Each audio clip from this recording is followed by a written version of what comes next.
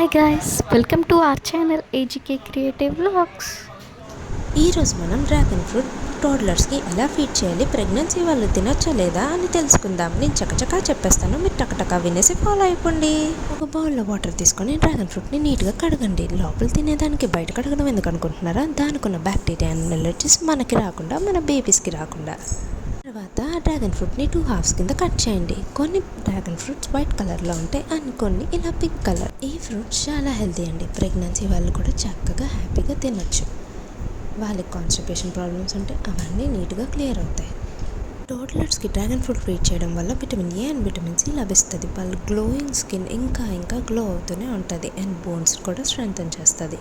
2+ టోడ్లర్స్కి ఇలా కట్ చేసి ఇలా పీసెస్లోని వాళ్ళకి ఫీడ్ చేయొచ్చు. 6 months+ టోడ్లర్స్కి ఇలా స్మాష్ చేసి అందులో breast feed milk are formula milk mix చేసి వాళ్ళకి ఫీడ్ చేస్తే చాలా మంచిది.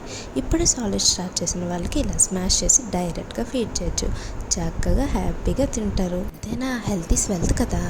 Thank you for watching this video guys. ఈ వీడియో కనుక మీకు నచ్చినట్టయితే లైక్ చేయండి, షేర్ చేయండి, కామెంట్ చేయండి, సబ్స్క్రైబ్ చేసుకోండి. పక్కన ఉన్న బెల్ ఐకాన్ మాత్రం కొట్టడం మర్చిపోకండి.